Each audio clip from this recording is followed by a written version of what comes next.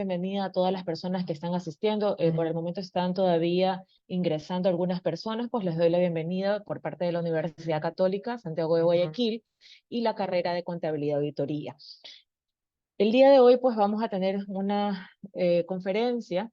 Nuestro expositor es el ingeniero Fabián Delgado Loor, quien va a dictar la conferencia de las NIF 2023, Navegando en el Cambio para una Contabilidad Financiera Eficaz. Una breve resumen de qué ha hecho durante todo este tiempo nuestro expositor. Pues bueno, es ingeniero comercial, máster en creación y dirección de empresas y es socio director de la empresa SMS Ecuador. Le vamos a dar la bienvenida a Fabián para que pueda explicarnos sobre este tema muy importante para todas las personas que manejan el tema contable. Muchas gracias, Fabián. Muchísimas gracias, Paola. Saludos a todos los colegas, a todos los participantes. Miren, les comparto algo de mi experiencia. Yo entré a trabajar en PricewaterhouseCoopers, una firma de auditoría multinacional, una de las más grandes. Y cuando teníamos que atender a empresas que venían de Colombia, teníamos que aprendernos la legislación tributaria de Colombia. Cuando teníamos que trabajar con Venezuela, la legislación tributaria y las normas contables de Venezuela. Las multinacionales comienzan a crecer en varios países y se genera un asunto complejo porque el profesional tiene que saber cuáles son las normas específicas de cada país. Y en cada país tenemos los servicios de rentas. Y los servicios de rentas también tenemos las autoridades como la Superintendencia de Compañías. Y esas instituciones, obvio que quieren que las empresas cuando reporten su información, la reporten de cierta manera, tratando de que ellos obtengan una información que le puede ser muy útil, pero la forma de pensar de cada uno de los gobiernos, de cada una de las instituciones es diferente. Entonces teníamos un problema muy grave porque para consolidar la información financiera había que pasar muchas horas, ¿no? Demasiadas interpretaciones y eso complicaba. Y eso no fue hace mucho tiempo. Realmente el tema de las NIF se ha internacionalizado, siquiera a raíz de unos 10, 12 años, donde se llegó a esa ventaja de que en todos los países se aceptan estas normas. Entonces, como dice en el Evangelio, cuando le dijeron a Jesucristo, le querían poner a prueba, le dijeron si era lícito pagar impuestos al César, ¿ya? Y Jesús dijo, al César lo que es el César y a Dios lo que es de Dios. Entonces, para efectos tributarios, cada país puede tener la legislación que ellos quieran, pero para efectos financieros tenemos un lenguaje común que son las NIF. Entonces, ahora sí vamos a comenzar. Yo voy a comenzar mi presentación. Aquí tengo mi esquema de las NIF 2023. Estas normas, tengo que decirle la verdad, son complejas, ¿no? Son complejas porque no están pensadas para los negocios pequeños. Existen normas para negocios pequeños, pero también son complicadas. Hay demasiados asuntos financieros. ¿Pero por qué hay muchos asuntos financieros? Porque lo que buscan estas normas es que las empresas, cuando presenten la información financiera, la presenten bajo parámetros que sean estándares, entendibles. Entonces, hay mucho concepto financiero, valor de dinero en el tiempo, valor presente, valor futuro, valor esperado, que deterioro también, valor de uso. Hay muchos de estos temas que sí complican el entendimiento, ¿no? Pero se va trabajando y se puede ir viendo aquellas normas que podrían aplicar más a determinadas empresas, porque no todas las normas aplican para todas. O sea, hay negocios donde podrían estar sin algunas, ¿no? Sin aplicar algunas. No es que tienen que aplicarse todas. Entonces vamos a empezar a revisar. En el primer bloque vamos a chequear, bueno, estamos haciendo ahora una introducción. En el bloque 1 vamos a ver los cambios recientes a las NIF. En el bloque 2 vamos a ver los aspectos claves de las NIF. O sea, no voy a, en este tiempo, a poder revisar todas las normas, ¿no? Pero sí voy a revisar algunas cosas que considero importantes, ¿no? y al final podemos tener unos 10 minutos para poder conversar sobre cualquier duda que tengan, así que por favor vayan escribiendo sus dudas a medida que yo voy dando la conferencia para poder atenderlos al final. Igual yo voy a hacer ciertas preguntas al inicio, ¿no? Entonces vamos a presentar los cambios más recientes de las NIF aplicables para el 2023. Eso también es un problema, ¿no? Porque estas normas son dinámicas y cada año casi está saliendo una nueva norma. Y esa norma puede ser que modifique como una legislación a determinadas leyes, ¿no? Y va a modificar a ciertas normas. Entonces, ese es el asunto. Ya voy a explicar cómo funciona esto para continuar, ¿no? Vamos a ver el efecto de esas actualizaciones en la preparación y presentación de los estados financieros y vamos a poder aclarar las dudas que existan, ¿no? Bien, ya les dije que yo voy a hacer una charla magistral y en cada bloque voy a solicitar respuestas, ¿no? A ciertas preguntas.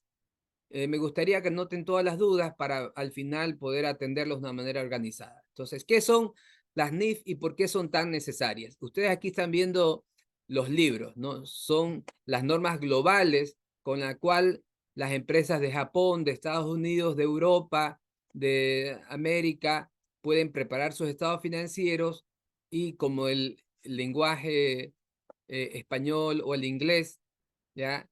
Todo el mundo va a poder entender que cuando uno dice un activo, ese activo se ha preparado de acuerdo con ciertos principios. Cuando dice pasivo, se va también a entender que se ha preparado con ciertos principios. Cuando dice estado de resultados, se va a preparar de acuerdo con estas normas, ¿no?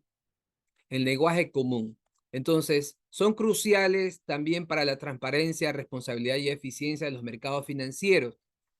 Yo pensaba que las empresas pequeñas no necesitaban financiamiento, pero toda empresa necesita financiamiento, ¿no? En todo emprendimiento, cuando está empezando, se necesita un determinado capital, los capitales los ponen los accionistas, pero cuando esa empresa comienza a crecer, necesita acceder a mercados financieros internacionales y hay que presentar la información financiera y el inversionista exige, ¿no? Que cuando las empresas presentan su información financiera, las presenten de acuerdo con estas normas que son de conocimiento, de amplio conocimiento, ¿no? Ok, veamos. La armonización de la contabilidad y la información financiera. Estas normas lo que buscan es unificar criterios, ¿no? Si vemos el asunto político, hay personas que tienen una idea de lo mismo, ¿no? Diversas opiniones de la misma situación. En contabilidad también, en la parte financiera también, hay personas que no están de acuerdo con el devengado, hay personas que no están de acuerdo con ciertos temas de valor esperado, pero la ventaja es que estas normas estandarizan las prácticas contables, ¿no? En la profesión, los contadores públicos son los que van lidiando todos los días con estos problemas y se enfrentan a nuevas situaciones y tienen determinadas prácticas. La idea es que estas prácticas se estandaricen para asegurar la comparabilidad, porque lo que se busca es que cuando hablemos de la industria de retail y veamos la información financiera que emiten todas esas industrias de retail, pues nosotros podamos aplicar algún análisis financiero y entender, ¿no? La rotación de los activos, el margen de rentabilidad sobre las utilidades, y así vamos tratando de aplicar ciertos índices, y sería una completa locura si estos estados financieros de cada una de las empresas de retail tienen criterios diferentes, ¿ya? La transparencia y la confianza, al seguir las NIF, las empresas demuestran transparencia en su información financiera porque estas normas son estrictas. ¿En qué sentido? En que si en algún momento una empresa tiene una cuenta por cobrar que no la puede cobrar, pues tiene que aplicar los criterios, ¿no? Para determinar el valor esperado de las cuentas por cobrar. Si un inventario se registra al costo, pero el valor neto de realización está por debajo del costo, pues entonces tiene que realizar un ajuste. En los activos fijos también hay el tema del deterioro. En los pasivos también se van a registrar de acuerdo a ciertos criterios, porque hay situaciones que no necesariamente usted la va a ver en el balance. Por ejemplo, una compañía tiene una demanda, pero esa demanda tiene que seguir un proceso, ¿no? Y esa información todavía no ha generado un pasivo para la empresa. Y la empresa podría decidir no decir nada. Y después, cuando la empresa tiene que pagar millones de dólares, los inversionistas se asustan y dicen, nos han engañado, ¿ya? ¿Por qué no nos informaron? Sin embargo, en las normas sí dice que ciertas situaciones, ¿no? Contingentes, si son importantes, tienen que ser reveladas, porque no solo se habla de los balances, de los estados financieros, sino de la información que se revela en las notas a los estados financieros. Entonces, las decisiones deben ser informadas, ¿no? Un lenguaje contable común permite a los inversores y analistas tomar decisiones basadas en datos financieros comparables y consistentes, ¿no? La integración de los mercados, tenemos la ventaja de que podemos nosotros tranquilamente desde Ecuador acceder a ciertos mercados internacionales porque tenemos esa materia prima que es la información financiera y mejora también la gestión contable. ¿Ok? Bien, continúo. En el tema de la versión DIF avanzada y refinada de las normas contables previas, esto también quiero decirle, ¿no? Porque usted va a ver cuando vea el libro de las NIF, se va a dar cuenta que dice NIF por un lado y NIC por otro lado, porque las normas internacionales de contabilidad ya tienen mucho más años y en algún momento dado se decidió no revisar todas las normas y estas normas se adaptaron el nombre de las NIF. Obviamente tienen otro enfoque, todas las normas nuevas van a cambiar con ese asunto, ¿ok? Continúo. Entonces, eh, hubo un proceso de transición de las normas internacionales de contabilidad antigua a las NIF. Por eso ustedes van a ver que unas dicen NIF, Normas Internacionales de Información Financiera, y otras dicen NIC. Las personas que no saben esto se confunden y dicen, ah, no, las NIF son 12, 14, 16, 17, ¿ya? Y no es así, ¿no? Porque cuando hablamos de las NIF, hablamos de las antiguas NIC que están siendo revisadas, si es necesario, se eliminarán algunas, y las nuevas saldrán con el nombre de NIF, ¿ya? Entonces, aporta mayor detalle y claridad, ¿no? A diferencia de las NIC, las NIF proporcionan una mayor profundidad y claridad en la presentación de los estados financieros, pero hay normas internacionales de contabilidad básicas que no deberían tampoco cambiarse, ¿no? Porque están ahí los fundamentos, ¿ya? El enfoque basado en principios. Esto es algo muy importante porque, por ejemplo, una ley normalmente no está basada en principios, son reglas que hay que cumplir. Si no decimos lo que está ahí, si no hacemos lo que está en la ley, podríamos tener inconvenientes.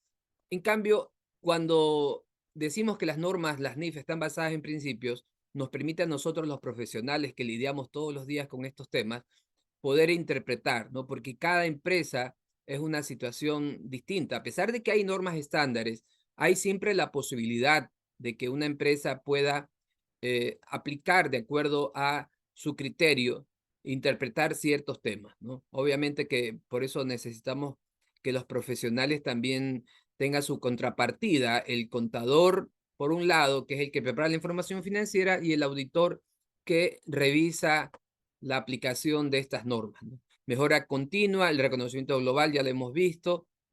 Bien, estamos haciendo una especie de introducción. Las NIF empezaron en el 2010 acá en el Ecuador con un enfoque gradual para distintos tipos de empresas. De ahí también se habla de las pymes. Las pymes, existe una sola norma para las pymes. Tienen unas ventajas las normas la norma para las pymes porque no tenemos todas las exigencias de las normas full. Y bien, la simplificación en la presentación de reportes financieros también es una ventaja, ¿ok? Ok, bien, pero sin embargo hay desafíos. Los desafíos están en el tema del entendimiento y la capacitación. Como digo, así como una ley cambia y no podemos tomar la ley así nomás, sino que tenemos que analizar, bueno, esa ley, ¿cuándo estuvo vigente? Y el cambio, ¿para qué fecha aplica? En el tema de las NIF también tenemos algo así, porque si usted se baja del internet una norma, tiene que tener cuidado. Si esa norma está actualizada, si esa norma es la que ya aplica, si esa norma es la que ya tiene el cambio, porque vamos a hablar más adelante que hay las normas requeridas y hay las normas emitidas. Entonces, eso es importante. El tema de la capacitación es necesario. Muchos de los profesionales piensan que ya no necesitan revisar más esto y yo le digo, yo todos los días estoy con este asunto y siempre tengo que estar chequeando los cambios, cómo afectan, cómo se reportan, porque al preparar estados financieros vamos a tener siempre ese tipo de problemas, ¿no? Cambio en el paradigma contable, transición de un enfoque normativo a uno basado en principios, eso sí ha costado. Yo conozco algunos profesionales que ya están hasta jubilados y es complicado, ¿no? Requiere el juicio profesional, que es lo que hemos hablado. En el tema de sistemas, también vamos a ver que existen normas complejas. Ahora, por ejemplo, hay una norma, la NIF 9, que para determinar el valor esperado se deben aplicar inclusive ciertas fórmulas matemáticas complejas para el deterioro de los activos fijos. También ya hay que aplicar el valor presente y es complejo. O sea, las empresas deberían tener sistemas para que ayuden en esos procesos, caso contrario, si es una situación titánica, ¿no? Reconocimiento y medición de los instrumentos financieros. Los instrumentos financieros, como dije al inicio, las empresas, no importa su tamaño, siempre van a requerir financiamiento. El financiamiento puede venir de los accionistas, pero también puede venir de un mercado de capitales. Por lo tanto, por un lado hay que saber valorar adecuadamente las inversiones, ¿ya? Y por otro lado, también registrar los instrumentos de patrimonio, ¿no? Porque una acción, ¿ya? Se convierte en una inversión para otra empresa. La información comparativa y retrospectiva. Necesitamos leer estados financieros, pero no de un solo año, sino de varios años. Y buscamos que la información que se prepara todos los años sea uniforme, se pueda hacer un comparativo, ¿ya? La comunicación con los stakeholders, ¿no? Los bancos quieren leer la información financiera, los accionistas quieren leer la información financiera, los inversionistas quieren leer la información financiera, el gobierno quiere leer la información financiera, el Servicio de Rentas Internas quiere leer la información financiera, por lo tanto, son los desafíos que tienen las empresas ecuatorianas. Ok, ahora sí, vamos a ver los cambios, ¿no? Las novedades para el 2023 en las NIF. Aquí yo tengo esta lámina donde vamos a ver resumen de actualizaciones del 2021 hasta 2023. Sí han habido algunos cambios, pero ya voy a explicar algo de los libros para que se entienda mejor el asunto de los cambios, ¿no? Discusión sobre cambios significativos y su impacto y las nuevas normas en el horizonte. Miren, aquí está el tema de los libros, ¿no? Estos libros los pueden adquirir en el sitio del IFRS. El IFRS es el instituto, realmente se llama, es el IASB, que el que emite las NIF, pero como el producto son las NIF, ¿no? En inglés, IFRS, ese es el sitio web, tiene una tienda y tengo que explicar que las normas de contabilidad tienen una edición ilustrada. Esta norma ilustrada tiene ejemplo. Las normas son complejas. Por lo tanto, siempre es preferible tener las normas con ejercicios, con casos, ¿no? Estas son las normas emitidas.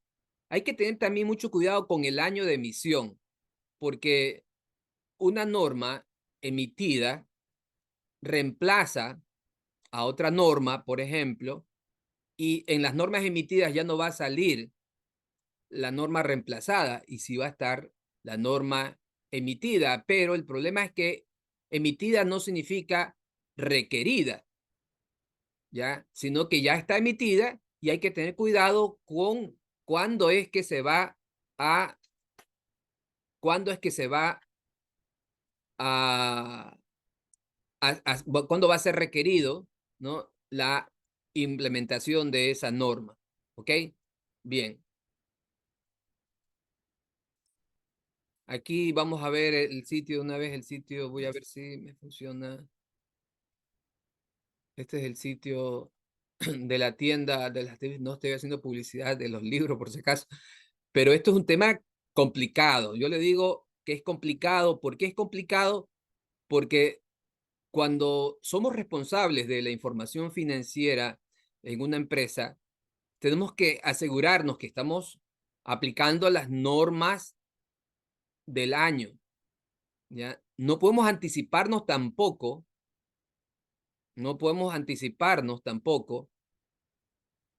a aplicar algo que todavía no es requerido. Puede ser que con el consentimiento lo hagamos, con el consentimiento de la empresa lo hagamos, que nos anticipemos, pero tenemos que cumplir todo lo que nos dicen aquí. ¿Cuál es el problema? Porque si usted aplica una norma hoy, que la debería aplicar en el 2025, por ejemplo, usted tiene que asegurarse que no se afecte la comparabilidad, porque el año pasado había otra norma y ahora aplica esta nueva norma. Entonces ya no van a ser comparables la información del año pasado con la información de este año. Y para eso existe una vía, un camino, ¿no? El camino que dicen las normas es que hay que calcular los efectos de ese cambio. Y una nueva norma cuando se emite dice cómo resolver ese problema. Inclusive cuando se implantaron las NIF aquí en Ecuador, seguimos lo que decía la NIF número 1. La NIF número 1 es la que nos dice cómo tenemos que hacer ese cambio, ¿no? De una norma cualquiera a la norma de información financiera. Entonces aquí le estoy indicando el tema de los libros. Déjeme ya salir de aquí. Voy a continuar con mi presentación. Ya, ahí están viendo mi presentación, ¿no? Ok. Entonces, recuerden que no es lo mismo las normas emitidas del 2022, las normas emitidas del 2020, las normas emitidas del 2016. Si ven ustedes una norma, una NIC 8 de, qué sé yo, de cuando usted estaba en el colegio, en la universidad, y ya han pasado como 20 años, tenga cuidado porque algunos de esos temas ya no aplican, ¿no? Hay que ir a la fuente principal, hay que tener las normas actualizadas. Bien, esto aquí. Aquí está lo que vamos a revisar. 2023 Spanish, esta es la que vamos a revisar.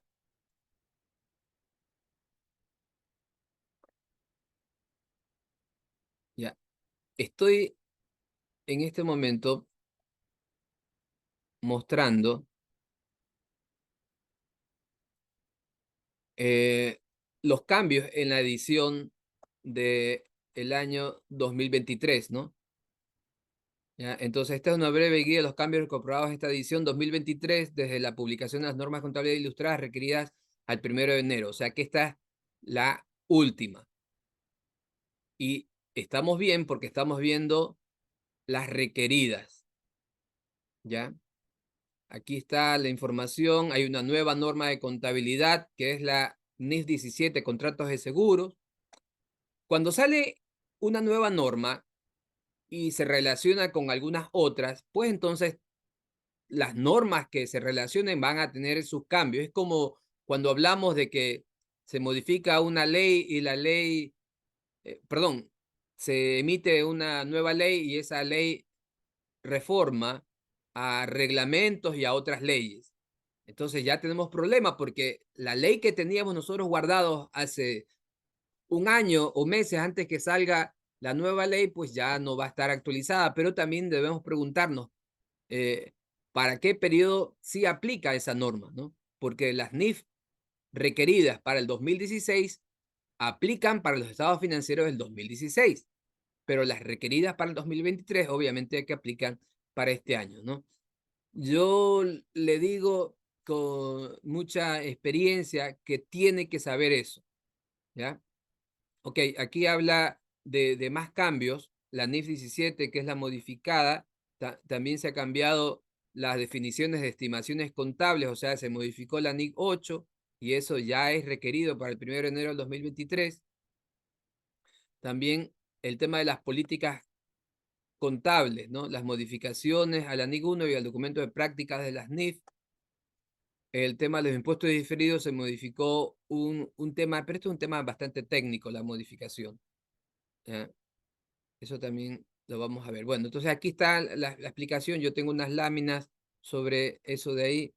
Ya las tengo aquí, novedades de la NIF. Entonces, estamos hablando que se ya aplica la NIF 17. Esta NIF ya salió hace mucho tiempo, ¿no? Pero también fue modificada y aplica para los estados financieros que se emitan desde el 1 de enero del 2023.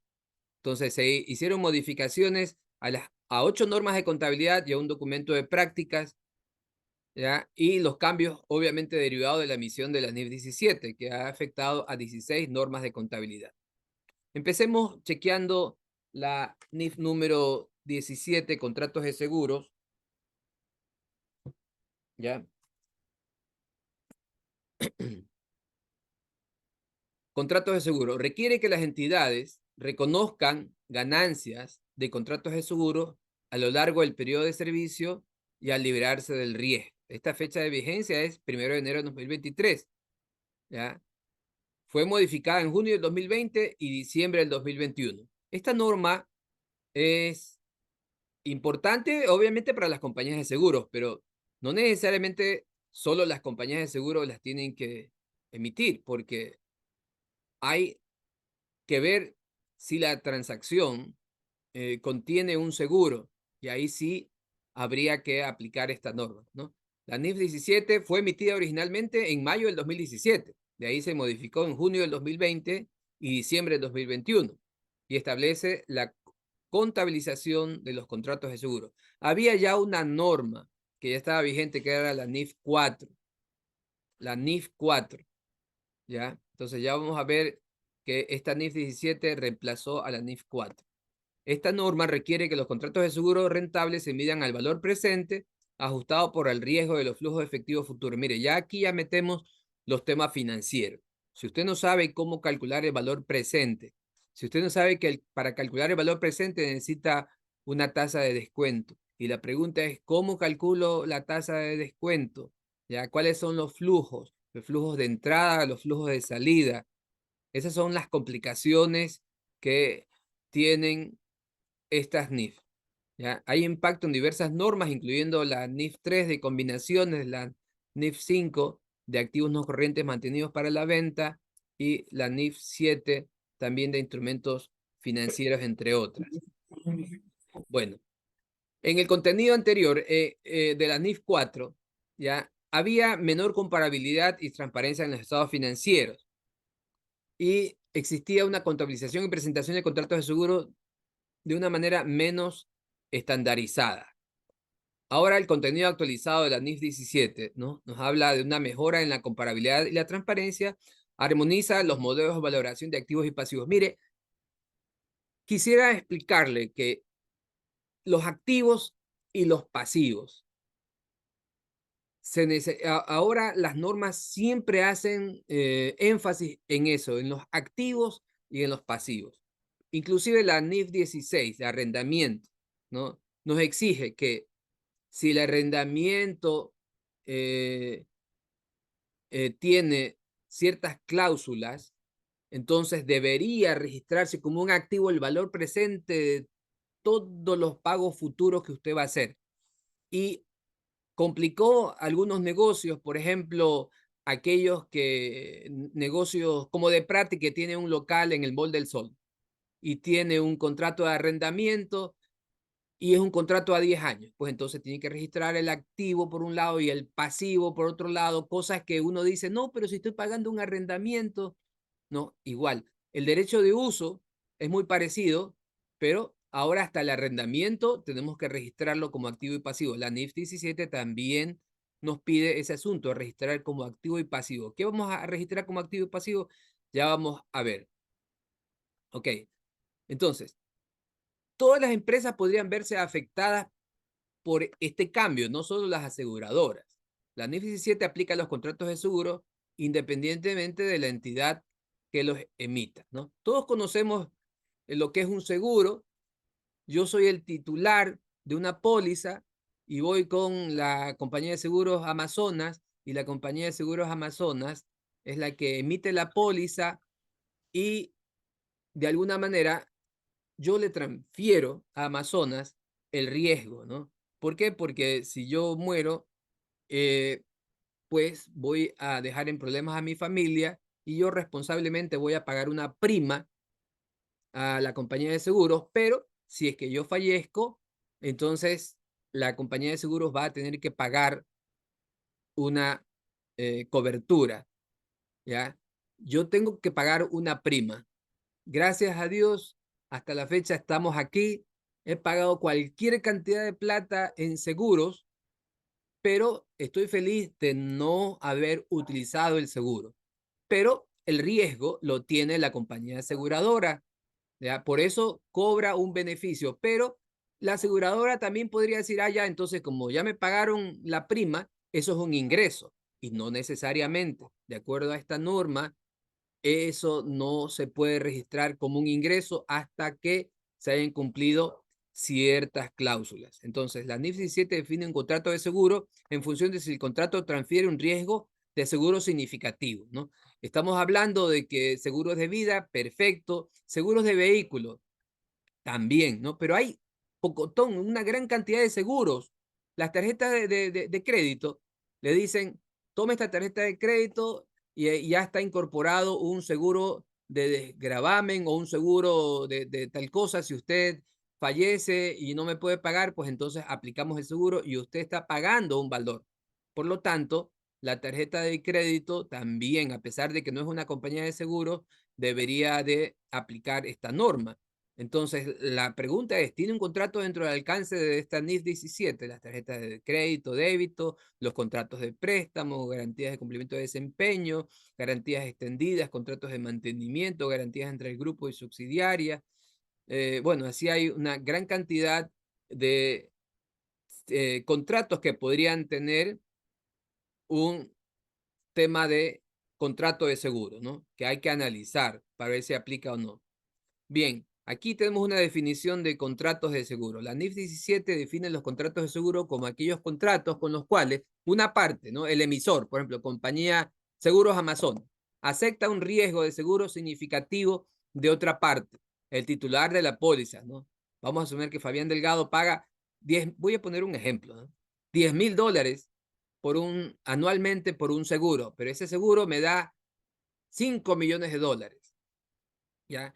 Y si me muero, bueno, mi familia tiene tantos millones de dólares, pero la compañía de seguros no necesariamente me va a poner todo ese billete y lo va a sacar de su patrimonio, sino que a su vez la compañía de seguros tiene un reaseguro, ¿ya? Entonces, tiene por un lado ingresos de mi prima, pero también tiene salidas de los pagos que hace por el reaseguro. Entonces, todos esos temas lo tiene que registrar también a valor presente, ¿ok? El tema de la incertidumbre. De verdad que el negocio de seguro es un negocio de incertidumbre. En el tema de los seguros de buques, ¿no? Hace mucho tiempo salían los pescadores o los aventureros en los buques a nuevas tierras y los buques se hundían y la persona tenía grandes pérdidas, ¿no? Pero por ahí a alguien se le ocurrió decir, no, de 10 buques, pongamos el valor de un buque, cada uno casemos en una especie de ollita y vamos a cubrir la posibilidad de que si uno de los barcos se hunde, de los 10, pues entonces nos resarcen ese valor que hemos perdido. Hay un tema que es la incertidumbre y esa es la esencia de un contrato de seguro, ¿no? Porque no podemos saber si todos los autos se los van a robar, si todas las personas van a fallecer y ponen cláusulas precisamente para que ese tema no les afecte a las compañías de seguros. Pero usted también, si es la persona beneficiaria, va a tratar de que esas cláusulas no les afecten, ¿no? Entonces, la probabilidad de que ocurra un evento asegurado, por ejemplo, el seguro del automóvil, tiene riesgo de que el automóvil se dañe, ¿ya? ¿Cuándo ocurrirá? Por ejemplo, una renta vitalicia tiene el riesgo que la persona viva más de lo esperado. Por ejemplo, el seguro de desempleo, ¿no? Usted ahora se está discutiendo el tema de que comenzamos a poner nuestro seguro de desempleo y uno decía, bueno, me jubilo a los 60 años y a los 70 ya es probable que ya fallezcan las personas, pero no, ahora vivimos hasta los 90, hasta los 100 años. Por lo tanto, si usted se jubila a los 60, tiene 30 años para recibir una pensión, probablemente ese asunto va a afectar y esos son los temas que hay que analizar con esta norma, ¿no? ¿Cuánto necesitará pagar la entidad si ocurre, por ejemplo, el seguro de salud? Tiene un riesgo relacionado con la magnitud de los costos médicos, ¿no? Usted toma un seguro de salud, está muy bien, no hay ningún problema, pero tiene un accidente y ahora ese seguro decía que hasta lo envían a Estados Unidos en un avión clínica y ya, pues como usted tuvo ese problema, la compañía de seguros va a tener que pagar, pero la compañía de seguros a su vez se reasegura. Entonces, hay un tema de flujo positivo y un flujo negativo que van a tener que calcularse. Entonces, estamos hablando del emisor y el titular. La pregunta es, ¿a quién afecta? La NIS 17 típicamente aplica al emisor y no al titular. Por ejemplo, en el tema de mi seguro de vida, yo soy el titular, el emisor es la compañía Amazonas. Esta norma aplica a la compañía de seguros Amazonas y no a Fabián Delgado, que es el titular, ¿ya? La única situación en la que el titular aplica esta NIF 17 es cuando una entidad tiene un contrato de reaseguro para transferir el riesgo de seguro que surge de un contrato de seguro subyacente que tiene emitido. Entonces ahí viene el tema del reaseguro. Por eso yo estoy hablando del reaseguro, que es un contrato donde el emisor de la póliza o garantía comparte el riesgo, ¿no? Eso es el negocio del seguro. Las compañías de seguro tienen una gran cantidad de riesgo, pero a su vez, o sea, en la parte de activos tienen la cantidad de riesgo, pero a su vez se dan la vuelta y reaseguran su cartera. Por lo tanto, hay que hacer ciertos análisis financieros. Aquí está, este es una pregunta, ¿no? Está su contrato bajo el alcance de la NIS 17 y esta norma habla de 4 pasos para analizar si está o no está si está o no está su contrato bajo alcance de esta norma, ¿no? Entonces, el pago depende de un evento futuro incierto, sí, ya tiene un elemento, ¿no? Aplica una excepción al alcance, ya, si es una excepción, entonces no aplicaría la NIS 17, pero si no aplica ninguna excepción, la siguiente pregunta, ¿el evento incierto afecta negativamente a la titular? No afecta negativamente. Si sí afecta, entonces vamos al paso 3. Por ejemplo, en el tema del seguro de vida, ¿no? Yo soy el titular y obvio que a mí me afecta el hecho de la muerte, ¿ya? Por lo tanto, si existe un riesgo, ¿no? Paso 3, ¿es el riesgo financiero el único riesgo transferido? Esta norma dice que no tiene nada que ver con el riesgo financiero. Ya voy a explicar la diferencia entre el riesgo financiero, ¿ya? Y el riesgo del negocio, porque el riesgo del negocio es que si yo estoy asegurando el auto, el riesgo del negocio es que el auto se lo roben, que el auto se choque. No tenemos nada que ver con el tema de cobertura financiera, de que no voy a poder pagar, de que estoy tratando de cubrirme una situación eh, financiera, no, para nada. Y si es significativo el riesgo no financiero de seguros, ¿no? Si no es significativo, no aplica este tema. Si es significativo, sí aplica esta norma. Bueno, esta norma es bastante, deberíamos de tomar una hora completa para ver esa norma. Yo no puedo hacerlo porque tengo que revisar las otras normas. Tengo que ver también el tema del tiempo. ¿Ya? Excepciones de la NIF 17. No todos los contratos que parecen ser seguros están dentro del alcance de la NIF 17, por lo tanto hay que revisar las excepciones, ¿no? El paso 2, la evaluación de la afectación negativa. Un contrato solo es de seguro si el evento incierto afectaría negativamente al titular. Piensen siempre quién es el titular y quién es el emisor. La compañía de seguros es el emisor y el titular siempre es, bueno, la persona a la cual contrata el seguro, porque el beneficiario puede ser otra persona, ¿no? Por ejemplo, un contrato que compensa daños a un edificio por terremoto afectaría negativamente al propietario del edificio. Entonces, como afecta, el propietario busca contratar un seguro, ¿no? Sería el titular y el emisor es la compañía de seguros. Por lo tanto, ahí sí aplicaría esta situación. Evaluación de riesgo financiero. El riesgo de seguro es cualquier riesgo, excepto riesgo financiero, transferido al titular al emisor. Un contrato no está dentro del alcance de la NIS 17 si solo transfiere el riesgo financiero. Entonces, para que esté más claro eso, el riesgo de un seguro es que el evento que está cubriendo suceda, ¿ya? Si está cubriendo el seguro el tema de la pérdida del vehículo, entonces el evento que suceda, la pérdida del vehículo, es el evento de riesgo del seguro. El hecho del seguro de vida y la persona fallece, ese es el riesgo de la persona, ¿no? No estamos hablando de riesgo financiero. Veamos aquí. En el ámbito de la NIF 17, un contrato de seguros debe transferir un riesgo de seguro, pero que sea significativo para estar dentro de su alcance. Esto significa que debe haber una incertidumbre sobre un evento que podría causar una pérdida significativa al asegurado, como daños a la propiedad o accidente. Por otro lado, si un contrato simplemente maneja el riesgo financiero, como por ejemplo aquí hay la posibilidad de que el valor de una inversión disminuya o que las tasas de interés cambien, entonces no se considera un contrato de seguro bajo esta norma. ¿Ya? Un ejemplo clásico son los derivados. Los derivados, de verdad que ya es otro nivel de la finanza. Es una locura que uno trata de anticiparse a un precio, ¿no? El precio del petróleo va a estar en $100 después de 6 meses. ¿A mí me beneficia o me afecta que el precio del petróleo esté en $100? Si yo soy consumidor del petróleo, a mí me va a afectar si es que está a $100.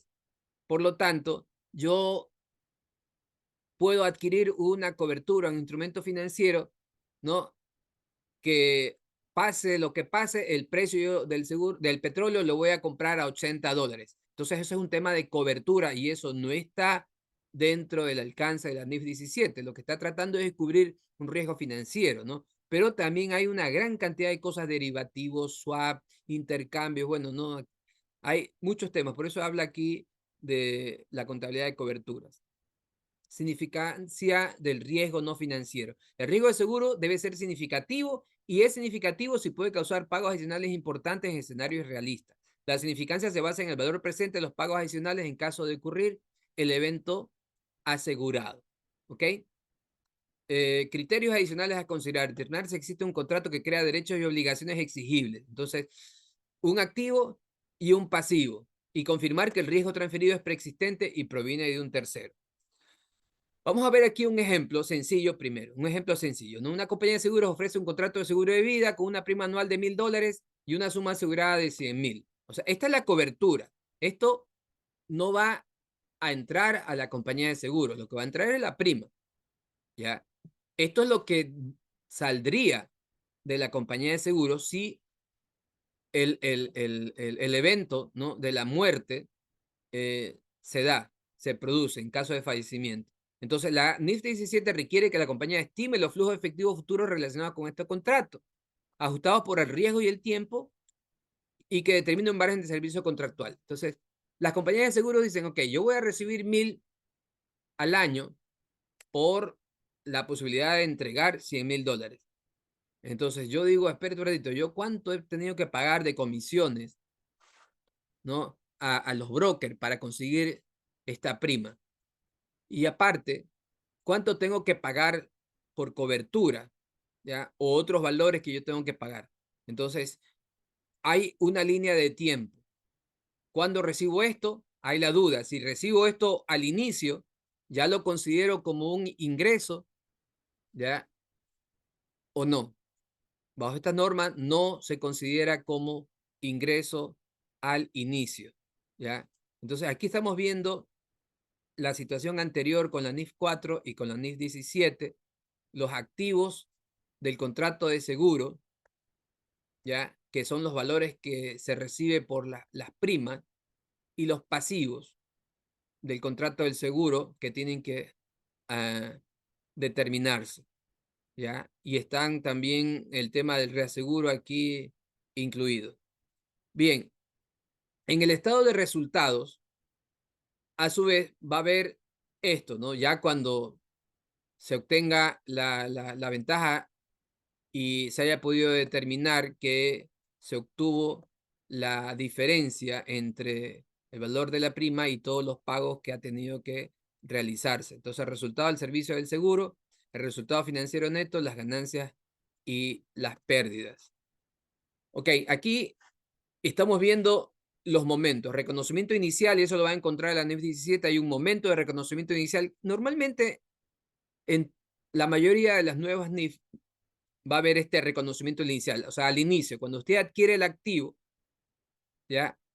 Cuando ya se está dando el periodo contable, o sea, durante el periodo contable y a la fecha de presentación del estado financiero.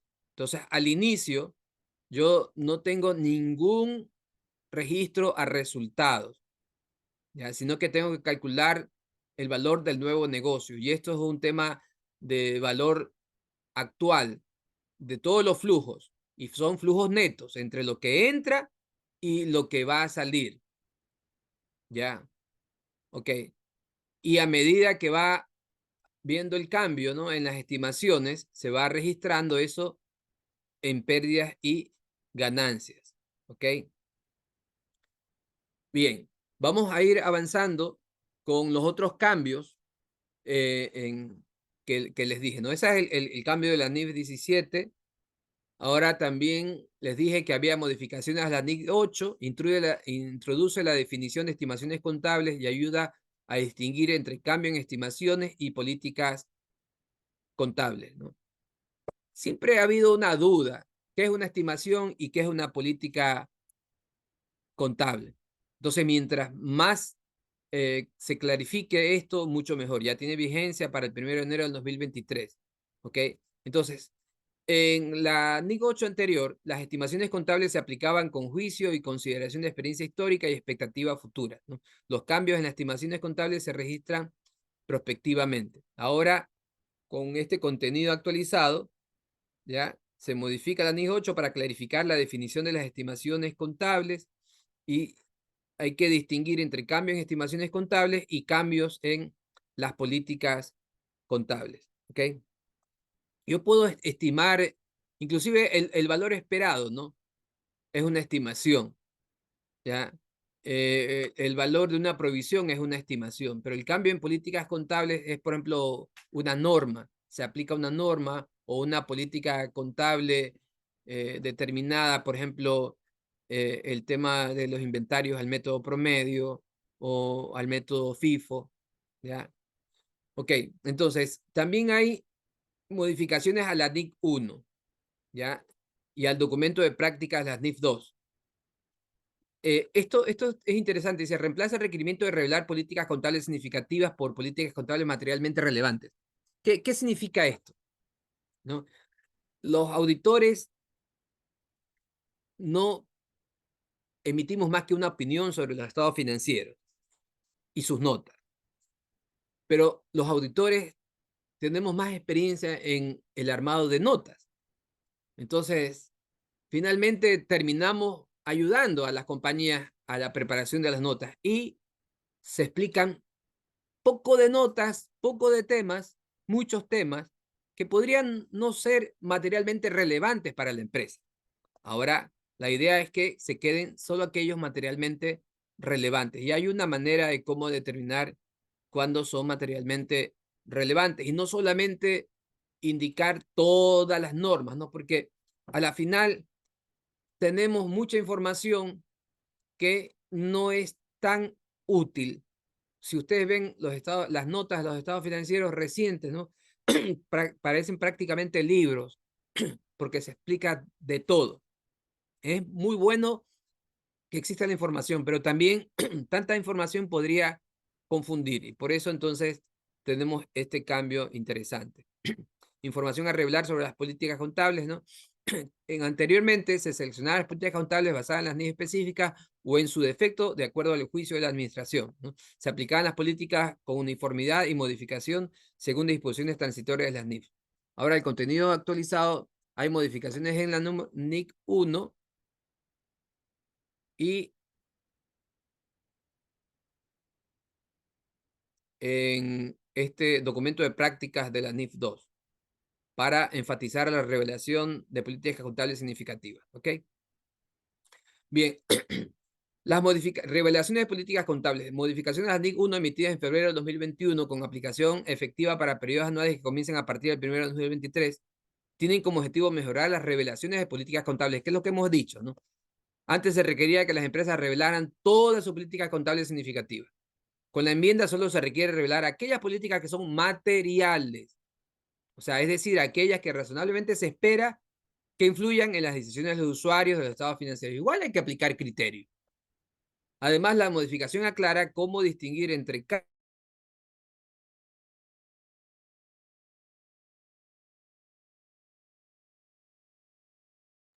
Fabián se le desconectó el micrófono sin querer. Gracias. Ok. Y repito entonces todas las revelaciones políticas contables. Bien. Las modificaciones a la DIN 1 emitidas en febrero de 2021 con aplicación efectiva para periodos anuales que comiencen a partir del 1 de enero de 2023. El objetivo es mejorar la revelación de las políticas contables, ¿no? Porque antes se requería que las empresas revelaran todas sus políticas contables significativas.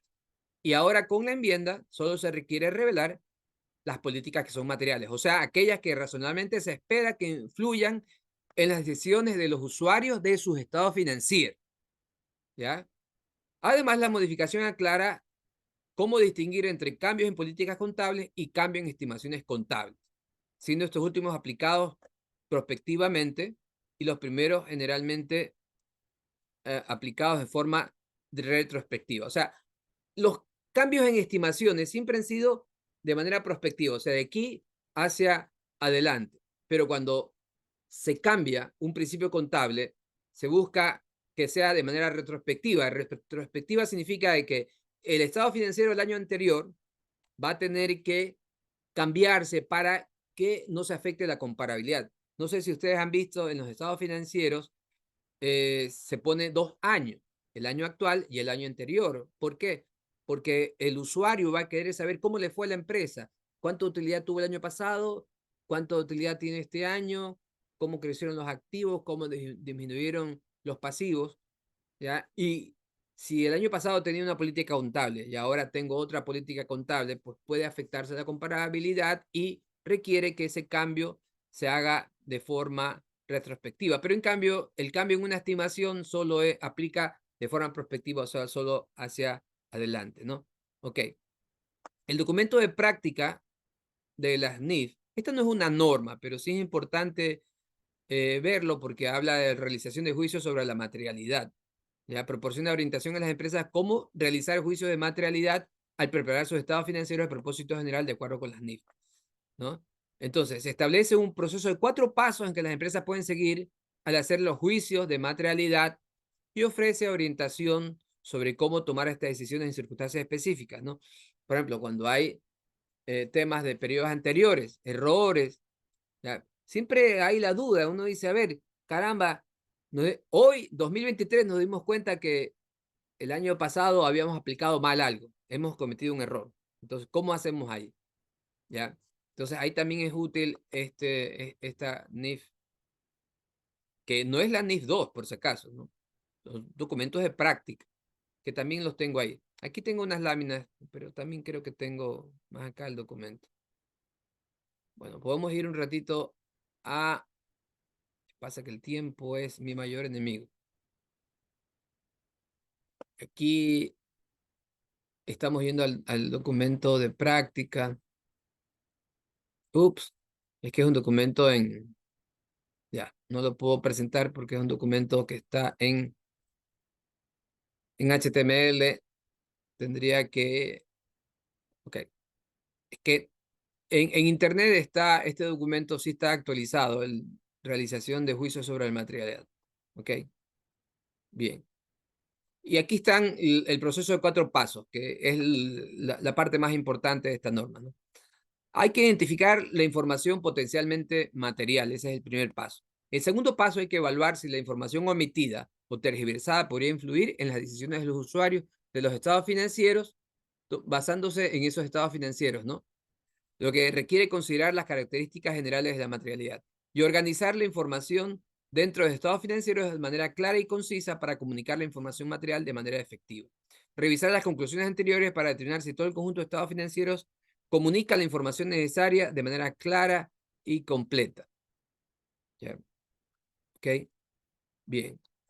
Y tenemos acá lo que decía de los activos y pasivos que surjan de una transacción única en los impuestos diferidos. ¿Ya? Bueno, hace mucho tiempo ya hubo el cambio de las diferencias temporarias, ¿no?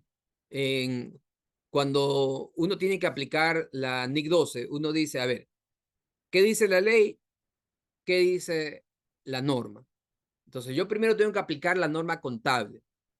Y si esa aplicación de la norma contable me genera una diferencia entre la base financiera, que para mí la base financiera es la base con NIF, y la base tributaria es la base contable donde yo aplico lo que dice la ley. Por ejemplo, hay absurdos, ¿no? Que un cliente no me pagó y entonces esa cuenta por cobrar prácticamente es cero, ¿ya? Pero el fisco dice, no, no puedes mandar a resultados esa cuenta por cobrar porque solo te permito estos límites. Entonces nos pone techos, nos dice tal porcentaje sobre las cuentas por cobrar hasta un techo de tanto. Entonces nos limita. ¿Por qué? Porque el fisco siempre piensa, ay, no, a la final me están tratando de mandar a gastos una cuenta por cobrar que sí la cobraron y lo que quieren es pagar menos impuestos. ¿Ya? Pero existe una posibilidad, donde existe la posibilidad que el fisco nos diga, hoy no te permito deducir, pero mañana sí, cuando se cumplan ciertas condiciones. Entonces ahí se generan los impuestos diferidos.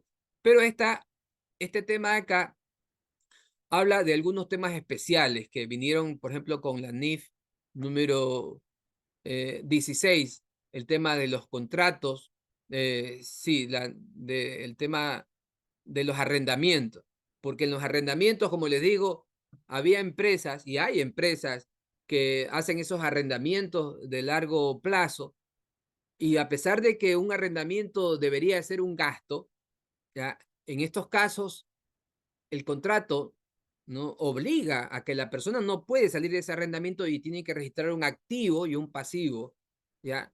Por esa situación. Y entonces ahí viene la pregunta, ¿ese activo me genera una situación de impuesto o no?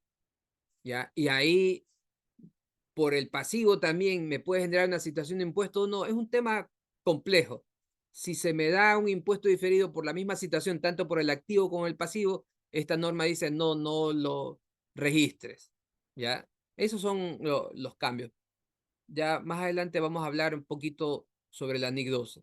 Solo estoy aquí explicando los cambios, ¿no? La NIC 12 regulaba la contabilización de impuestos diferidos considerando la recuperación de activos y pasivos. Hay las modificaciones de la NIC 12 por transacciones únicas. Y yo lo que he visto es el caso de la NIF 16 de arrendamientos, ¿no? Ajustes necesarios para activos y pasivos que surgen de una transacción única, ¿ya? Y bueno, esto... Sí, aquí está el ejemplo de aplicación de la NIF 16. A reconocer un activo por derecho de uso y un pasivo por arrendamiento se deben evaluar las bases fiscales. Si las deducciones fiscales se aplican al activo, no hay diferencias temporales iniciales. Si se aplican al pasivo, surgen diferencias temporales, deben reconocerse como impuesto diferido. De verdad que esto es un asunto complejo que nos llevaría mucho tiempo, pero solo quiero transmitirle que hay esos cambios y hay que tener cuidado. No se aplica la NIF 12 de el 2005, de 2016, Usted tiene que ir a la NIC 12 del 2023, la que sea requerida, ¿no? Y ahí usted chequea y ve si hay alguna situación que considerar. ¿Ok? Clasificación de pasivos como corrientes o no corrientes, también esta es la modificación a la NIC 1, clarifica el criterio para clasificación de un pasivo como no corriente. Esto sí tiene fecha de vigencia el 1 de enero de 2024, pero que pues ya estamos cerquita, muy cerca del 1 de enero del 2024. Entonces, prácticamente ya esto tenemos que aplicar. Ya hay por ahí, creo que tengo un ejemplo. Ya. ¿Sí me escuchan, no? Sí, sí la escuchamos. Ok. Aspectos claves de la NIF. Ahora vamos a revisar las normas así en general, todas las NIF. Este formato que voy a presentar ahora está basado en las normas que se usan más en el activo, en el pasivo y en el estado de resultados. Tengo ahí algunas preguntas ya que voy a ir haciendo, pero yo mismo me voy a contestar. Entonces, cualquier cosa me avisan. Listo, voy a seguir. Ya, lo que decía, déjame ver, a ver, que en estas láminas yo tengo la información de las NIF organizadas, ¿no? Presentación de los estados financieros, activos y vamos a ver reconocimiento, medición y presentación, los pasivos y resultados, reconocimientos de medición. Miren, estas son para mí las principales, las más comunes, ¿no? La NIC 1, presentación de estados financieros, que me habla de cómo se elaboran el estado de situación financiera, el estado de resultados, el estado de cambios en el patrimonio, el estado de flujo de efectivo, así de manera general, ¿ya? Algunos principios. Acá en el marco conceptual, en cambio, hay ciertos criterios, ¿no? Que se tienen que aplicar, el tema de la representación fiel, la uniformidad y algunas otras cosas más importantes, ¿no? Hay una norma específica para los instrumentos financieros, hay otra norma para el estado de flujo de efectivo, otra para las políticas contables, como hemos escuchado, otra para los hechos ocurridos cuando se cierra el estado financiero y hay un periodo hasta que se emiten los estados financieros. Cuando las compañías comienzan a crecer y llegan a adquirir otras inversiones en otras empresas y hay la duda si necesitan presentar como un grupo, ¿no? Ahí está la consolidación. La información intermedia cuando se cotiza en bolsa de valores y cuando se adopta por primera vez la NIF 1. De ahí, en cuanto a los activos, es muy importante el valor razonable. La NIF 13 está muy presente en la mayoría de las situaciones. La NIF 2 de inventarios para las empresas que adquieren inventarios para la venta o lo transforman, ¿no?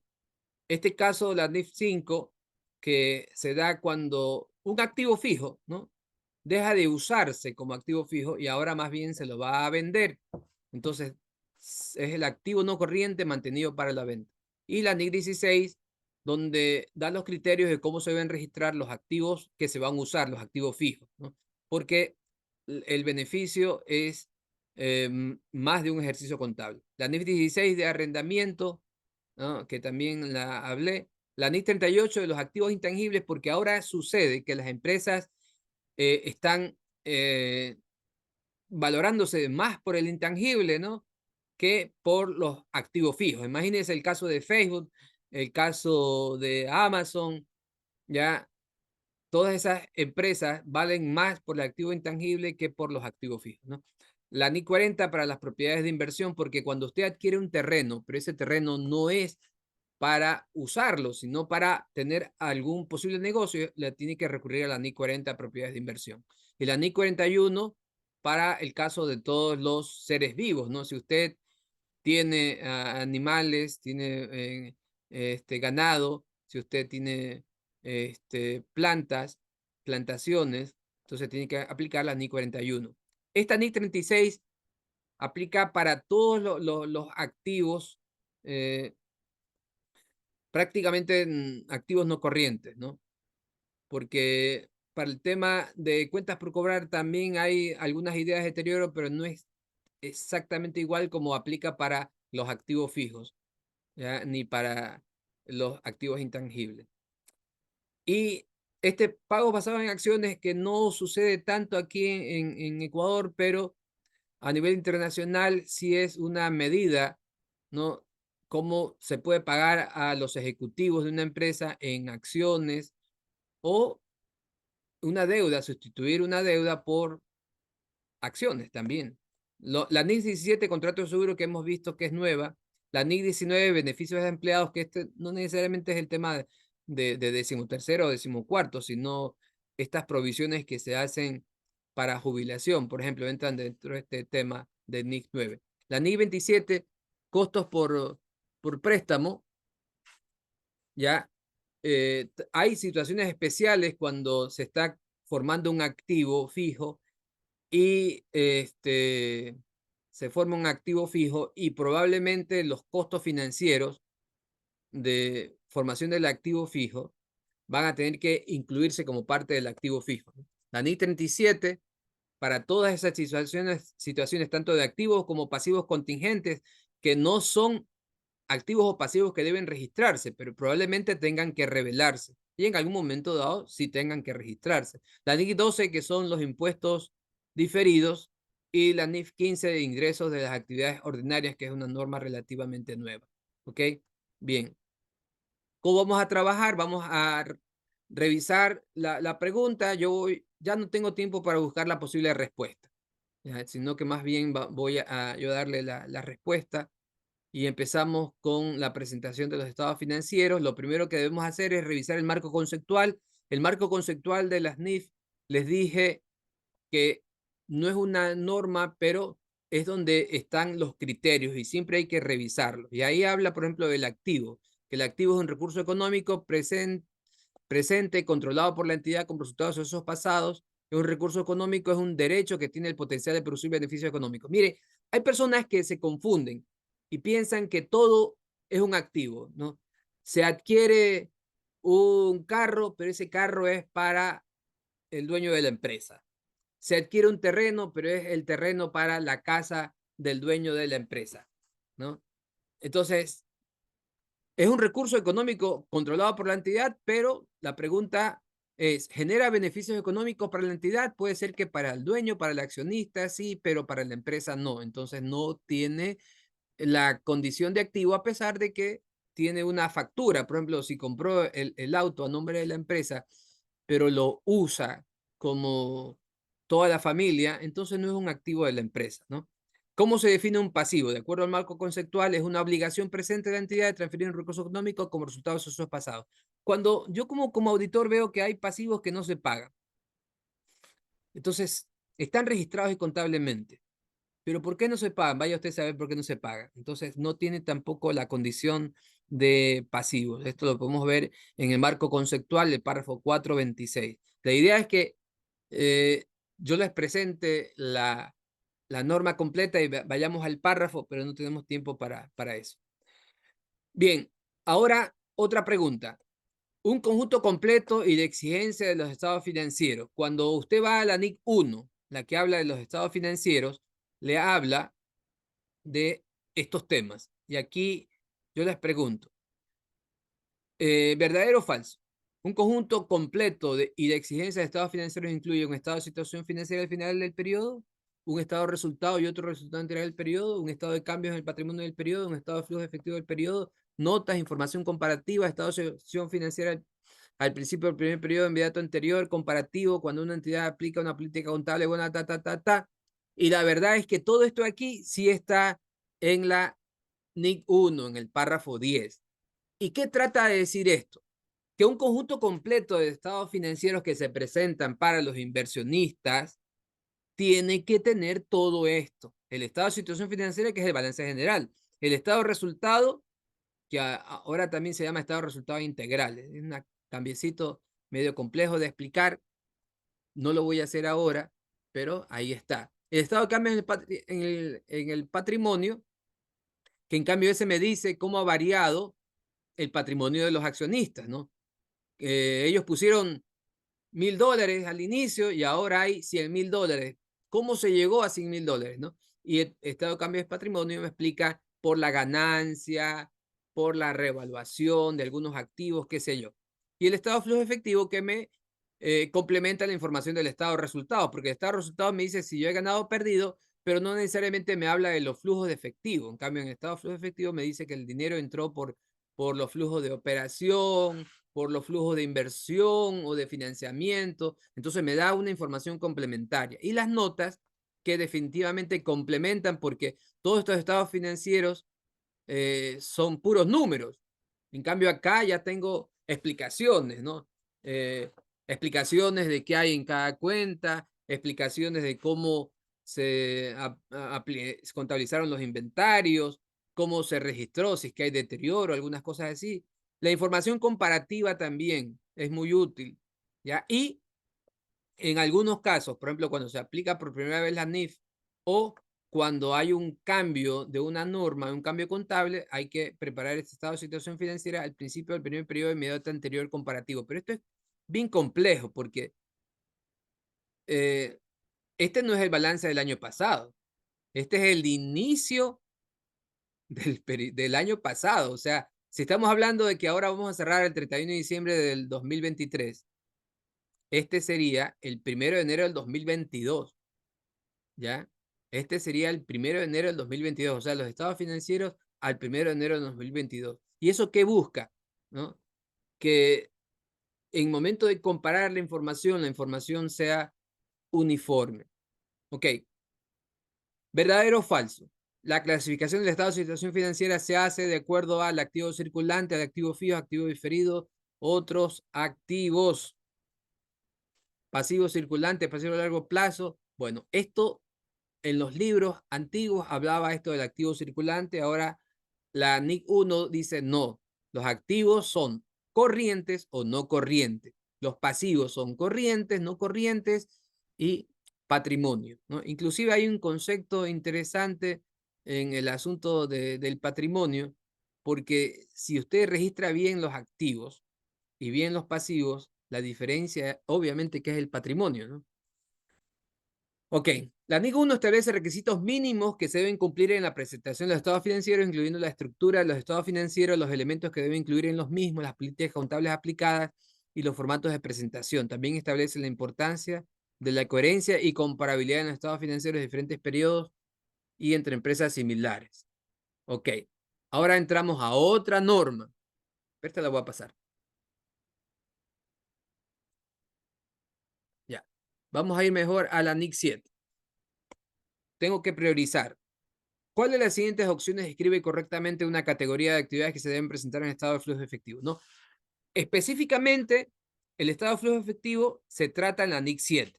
Y la NIC 7 habla de los flujos. Y aquí le estoy poniendo como una especie de cascarita. Dice actividades de financiamiento, actividades de marketing, actividades de producción. Y no. La única correcta es las actividades de financiamiento porque la NIC 7, ¿no?, nos habla de tres fuentes de financiamiento. La primera que es la de operación, ¿no? La operación normal, porque usted vende, ¿no? Usted cobra, usted paga sus recursos al personal, a los proveedores, ¿ya? Entonces eso le produce un flujo, que es el flujo normal de la operación de todo negocio. Pero usted dice, oye, pero quiero comprarme una maquinaria. Entonces eso es un flujo de salida de inversión. Usted compra una maquinaria, flujo de salida de inversión. Oiga, pero la maquinaria me cuesta 1 millón y yo solo tuve flujo de operación de 500.000. ¿Y cómo es posible si yo tengo 500.000 de flujo de operación que yo adquiera una maquinaria de 1 millón? ¿Ya? ¿De dónde salió la plata? Ah, porque hay otro flujo que es el de financiamiento. Entonces ese flujo de financiamiento lo tratan aquí, la NIC 7 me dice cómo se debe preparar el estado de flujo efectivo, ya que debe ir en cada uno de esos grupos, ¿no? Es muy interesante y muy útil. El estado de flujo efectivo es una de las normas básicas que se tienen que elaborar. Y aquí dice, ¿cuál de las siguientes opciones no es una categoría de actividades que se considera parte de las actividades de operación? Ya, o sea, ya pensando en el flujo de operación, ¿cuál de estas no es? Cobros de clientes, sí es. Pagos a proveedores por complementario también es flujo de operación. Pagos de dividendos a los accionistas, y ahí viene la duda. Cobros de intereses sobre préstamos, y ahí viene la duda, ¿no? El pago de dividendos al accionista no es un flujo de operación, porque el accionista, de acuerdo a las normas financieras, de acuerdo a las finanzas, es un financiamiento, ¿no? Porque una empresa puede financiar sus activos con dinero de terceros, proveedores, bancos, que son los terceros, y también con accionistas. Por lo tanto, cuando yo pago dividendos, es un flujo de salida, un flujo negativo, una salida, ¿no?, de financiamiento. ¿Ok? Listo. Entonces, la respuesta correcta es pago de dividendos porque dice no es una categoría de operación. ¿Ok? Bien. La NIC 7 se enfoca en la presentación de estado financiero que muestra las variaciones en el efectivo, cliente efectivo de una empresa durante un periodo contable. Establece la importancia de presentar información clara y detallada sobre actividades de operación, inversión y financiamiento, es lo que ya hablé.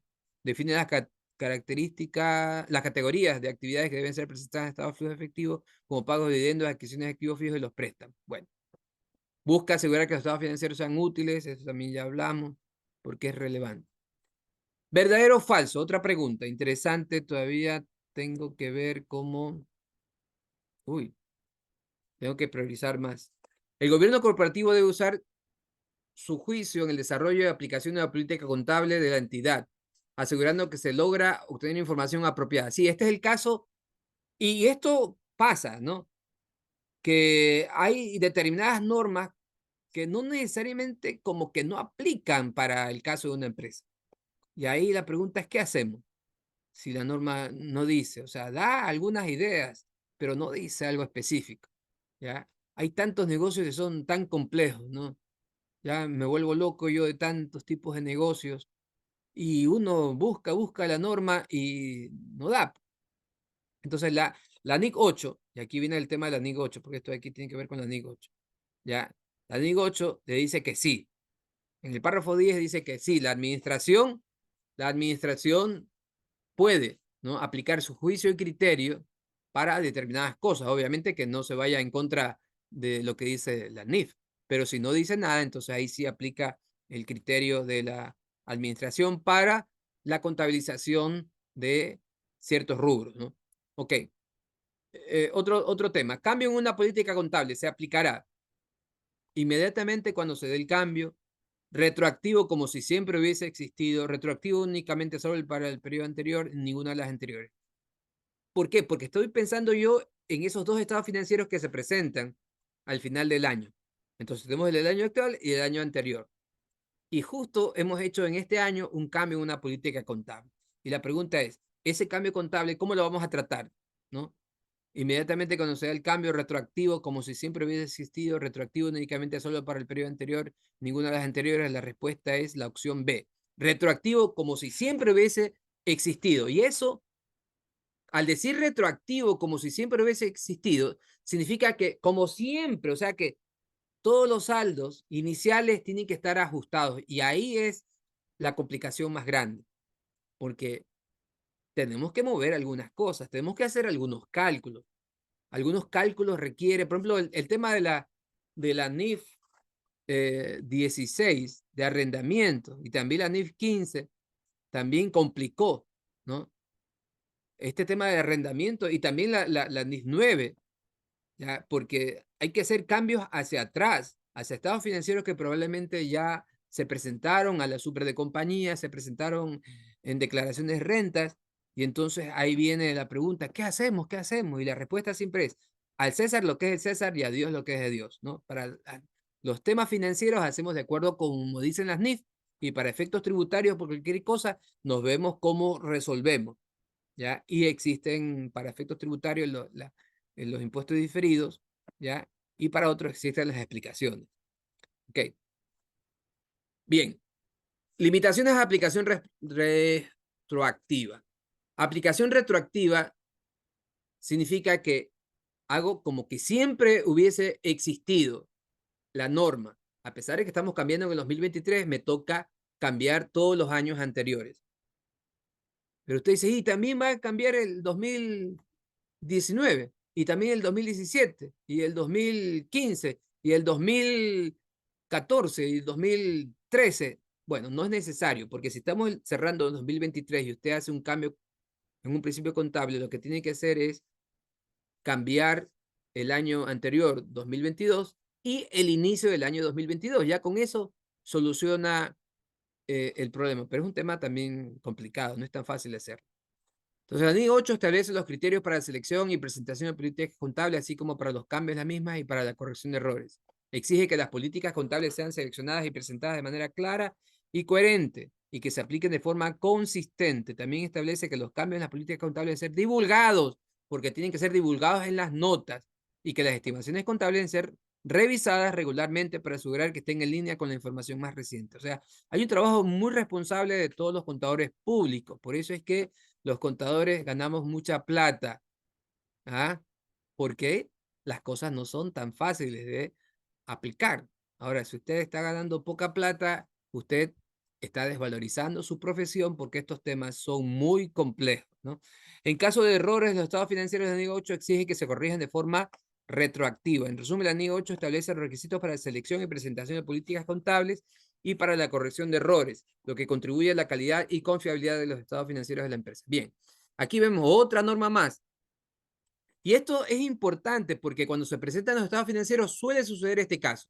La gerencia presenta a los propietarios los estados financieros al 31 de diciembre de 2022. O sea, los estados financieros vamos a asumir los del año pasado, ¿no? Y los presentó el 15 de enero. Pero los propietarios, o sea, los accionistas, dicen, ok, ya están revisados, y los entrega el 31 de enero. Y ahí viene la pregunta. ¿Cuál es la fecha de autorización de los estados financieros? ¿El 15 de enero o el 31 de enero? ¿Ya? Y la NIC 10 ya resuelve ese tema, ¿no? Ya le dice cómo debe ser. Y la respuesta siempre es que la fecha en la que se emiten y se ponen a disposición a los accionistas, esa es la fecha. Porque los accionistas se pueden demorar, no sé, qué sé yo, si le da gana demorarse un año en autorizar los estados financieros, eso es otra cosa. La fecha en la cual se entrega los estados financieros y no se hace ningún cambio, esa es la fecha de emisión y autorización de los estados financieros, ¿ya?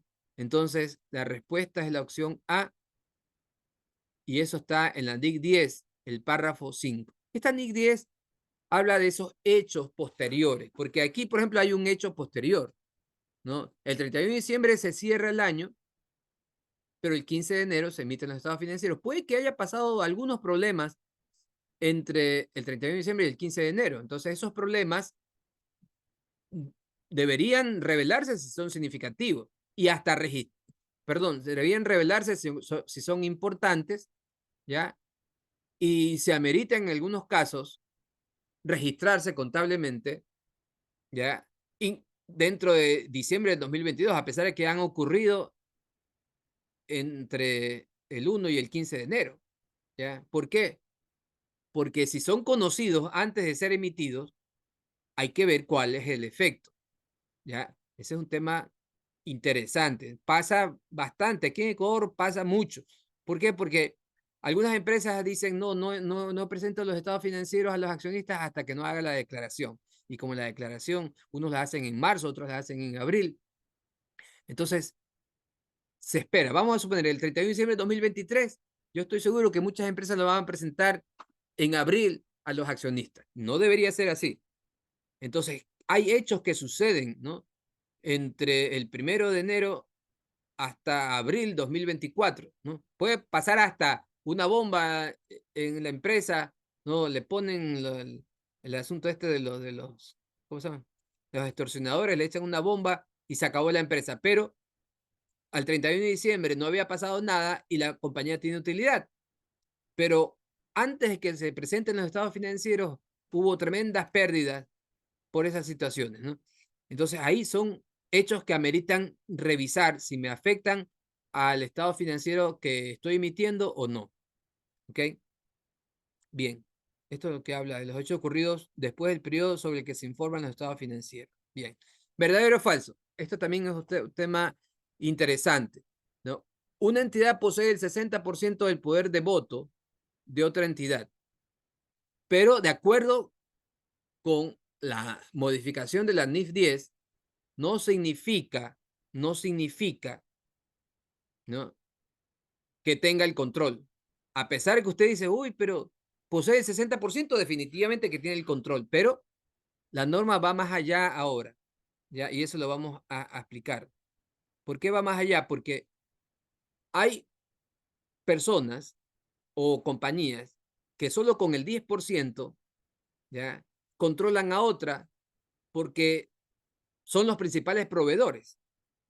Entonces, no tienen mayoría en las acciones, pero realmente tienen el control por otro lado. Entonces, la norma lo que dice es, la obligación de consolidar es cuando hay el control.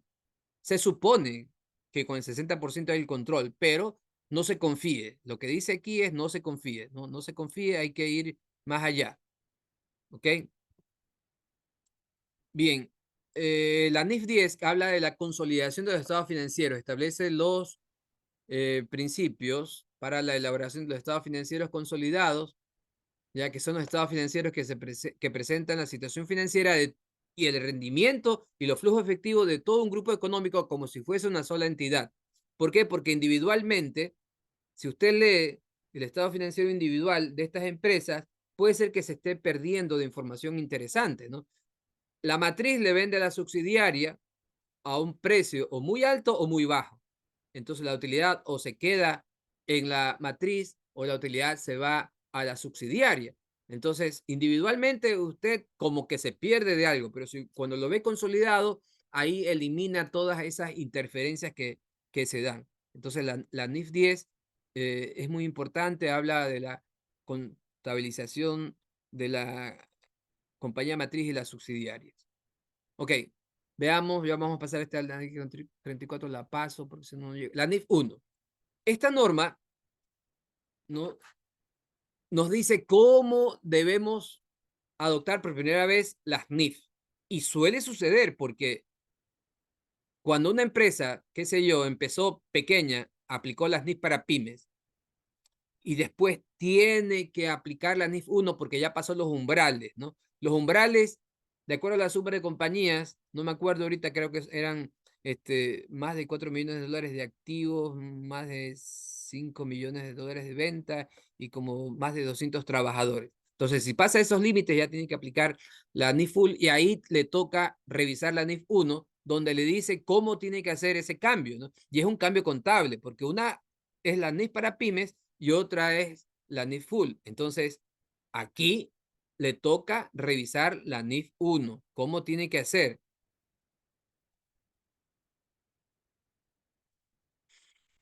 Entonces, las entidades deben aplicar las NIF retrospectivamente de acuerdo a lo que dice la NIF 1, ajustando los saldos iniciales de estados financieros para reflejar la aplicación de las NIF desde la fecha de la transición.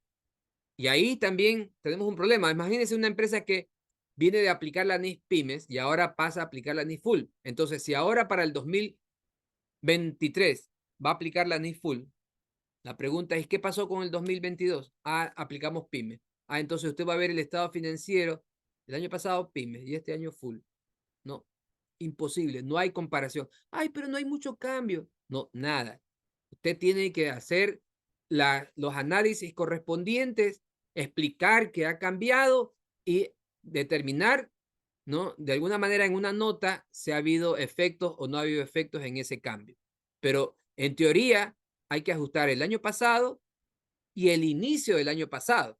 O sea, ajustar el 2022 como si ya el 2022 hubiese aplicado la NIF full y el inicio del 2022, 1 de enero de 2022 también, como que ya hubiese aplicado la NIF full. Entonces, eso es lo que habla del tema retrospectivo, ¿no?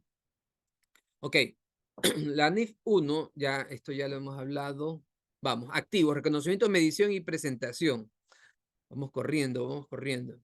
Me disculpan, pero trato de dar la mayor cantidad de información, ¿no? Y esto también está grabado y la universidad lo tiene también grabado para que, si quieren ustedes la información, se las pueda pasar. Escoja la opción correcta. ¿Cuántas NIF definen lo que debe considerarse como valor razonable? 1, 5, 14. Les anticipo, la respuesta es la A, 1, la NIF 13. Esta NIF es muy importante porque define lo que es el valor razonable y está presente en muchos temas, ¿no? La NIF 41 toma muchos datos del valor razonable, ¿ya? Y trata sobre cómo medir y divulgar ese valor razonable. Otros temas siguen tratando lo que podría ser medido a valor razonable. No ofrecen un requerimiento nuevo para activos pasivos. ¿Qué ha cambiado? El valor razonable es ahora un precio de salida en vez de un precio de intercambio que era antes, ¿no? Hay más divulgaciones y hay una jerarquía de valor razonable a 3 niveles. ¿Ya? El problema es que usted adquiere un activo, ¿no? Un activo fijo y le cuesta $100,000. Ese es el costo histórico, ¿ya? Pero con el paso del tiempo, ya el costo histórico no es el principal indicador, porque por ejemplo ese terreno puede haber ganado plusvalía. Entonces usted dice, no, este es el costo histórico, pero ahora el valor razonable es otro, ¿ya? Entonces ahí se relaciona con la NIC 16 de propiedad, planta de equipo, porque se permite, ¿no?, que ciertos activos puedan ser revalorizados, tanto para arriba como para abajo, porque el valor razonable no solo es para arriba, también es para abajo. Entonces, el valor razonable es diferente del costo histórico. ¿Cuánto me costó? Es una cosa. ¿Cuánto es el valor razonable? Es otra cosa. Y yo le pongo también en el tema del pollo, ¿no? Si usted se dedica a la crianza de pollo, debe saber que si le da tanto de alimento, pues ese animal tiene un costo de $10. El costo no necesariamente es el valor razonable. ¿Por qué? Porque usted no va a poder vender ese pollo en pie en $10. Voy a decir cualquier cosa. A la final, el valor razonable sería $5, ¿ya? Entonces, no necesariamente lo que usted registró es lo que vale, sino el valor razonable. Y eso nos ayuda para que los estados financieros no queden sobreestimados o en algunos casos también subestimados, ¿no? Porque también hay las permutas, los intercambios, ¿no? Que hay empresas que reciben activos por intercambio. Ay, como yo entregué un activo fijo que se llama vehículo y recibí un camión, entonces el camión entró al mismo valor del vehículo neto, neto de depreciaciones. No, no es así. La pregunta es, ¿cuánto es el valor razonable de ese camión? ¿Ya? Y en función de eso, yo tengo que registrar una ganancia o una pérdida en la transacción. Entonces, este valor razonable también está presente en el tema de los animales, la NI 41, como le digo, ¿ya? No es que yo compro la vaca en $100 y ya ese es el valor histórico, ¿no? Porque ese animal va creciendo, va acumulando costos y en algún momento dado, inclusive hasta se puede enfermar y yo tengo que registrar el deterioro, ¿no? Para que siempre esté dentro del valor razonable, ¿ok? Bien, ¿qué se entiende por valor razonable según las NIF? Aquí viene la pregunta. ¿El precio más alto que un activo pasivo ha alcanzado al mercado? No. El precio que sería recibido por vender un activo pagado por transferir un pasivo en una transacción ordenada entre participantes del mercado en la fecha de medición. Y esta es la respuesta, ¿no? Esa es la respuesta. La respuesta B. El precio que sería recibido por vender un activo o pagado por transferir un pasivo. Entonces, en el ejemplo del camión, ¿ya? Si nosotros entregamos un auto y recibimos un camión, pero el que entregamos es un Mercedes, ¿no? Y recibimos un camión, ya, el precio que sería recibido por vender un activo o pagado por transferir un pasivo en una transacción ordenada. Entonces, ¿cuánto me costaría ese camión? ¿Ya? Y ese debería ser el valor razonable, ¿ok? En el tema de los animales también, ¿no? Vamos a asumir que yo tengo la vaca y la vaca dio ni sé cuántos terneritos y entonces como son hijos de la misma vaca, yo no los registro a ningún costo porque es gratis, ¿ya? Porque nacieron, se reprodujeron la primera pareja, ¿no? El toro y la vaca, y entonces no lo registro nada. No, incorrecto, porque existe un mercado, no existe un mercado donde se puede adquirir las vaquillas. Entonces, usted tiene que registrar en función de ese valor razonable, ¿no? Bien, ahí resolvemos esos problemas en los negocios agrícolas. Seguimos. Cuentas por cobrar. Ahora vamos al tema de las cuentas por cobrar. Vamos a avanzar entre las cuentas por cobrar y las cuentas por pagar. Aquí lo que tenemos que chequear es la NIF 9. Existen unos modelos para poder registrar las cuentas por cobrar. Son un instrumento financiero, ¿ya? Y la pregunta siempre es, ¿estas cuentas por cobrar, estamos cobrando intereses o no? ¿Las cobramos dentro de un periodo razonable o no? Porque si las cuentas por cobrar se las cobran, ¿no? Dando un crédito de más de 180 días, la norma dice, no, tiene que registrarlo al costo amortizado y ese costo amortizado implica algo que se llama registrar al valor presente considerando un interés implícito, un interés que hay que calcularlo, ¿ya? Y que nos complica. También hay que calcular el valor esperado, ¿ya? Porque ese valor esperado también es un cambio, no es de ahora, pero es un cambio en la norma, porque antes uno decía, a ver, mi historia es que de 10 créditos uno me sale mal, entonces ese es el enfoque de pérdida incurrida. Ahora no, ahora hay que hacer en función de lo que puede pasar, ¿ya? De lo que puede pasar, no necesariamente porque no me ha pasado. Y está bien, porque, por ejemplo, a mí nunca me han robado un auto, ¿ya? Entonces, si no me han robado un auto, yo no tengo que contratar un seguro, porque en mi historia no me parece que eso es verdad. No roban los autos, mentira. A usted, a mí no me lo han robado, pero a muchas personas sí le han robado el auto. Existe una probabilidad alta de que se roben un auto, ¿ya? Y lo que busca esta norma es sincerar la información financiera y no por el hecho de que no le han dejado de pagar significa que no lo van a poder dejar de pagar en el futuro. Entonces hay que calcularlo. Esa es la parte más importante. Voy a avanzar, estoy aquí porque si no se me va el tiempo. ¿Ok? Ya, existencias. Las existencias, para las existencias, los inventarios, nosotros recurrimos a la NIC número 2, ¿ya? Y registramos los productos para la reventa, ¿no? Donde no los transformamos, pero también las materias primas que se transforman en productos terminados. Y ahí vienen algunas preguntas. La NIC 2 me habla, ¿no? De qué elemento forma parte del costo de los inventarios. Y obviamente el precio de lo que compremos, ¿no? Eso es parte de los inventarios. Pero hay una duda. Si pagamos IVA, ya, en ese producto, ese IVA forma parte del costo de los inventarios o no. Y entonces la siguiente pregunta es, bueno, ¿y tú cómo vendes?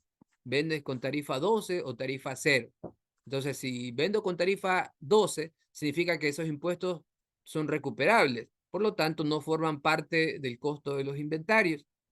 Pero si tengo un porcentaje de ventas tarifa 12 y un porcentaje de ventas tarifa 0, entonces tengo que calcular el tema del crédito tributario y ahí es otro tema que tampoco forma parte del costo de los inventarios, sino que lo que no puede utilizar como crédito tributario tiene que ir directamente al gasto. Los costos de transporte, si yo tengo que adquirir la materia prima y tengo que pagar por el transporte, deberían ser parte de los costos, ¿no?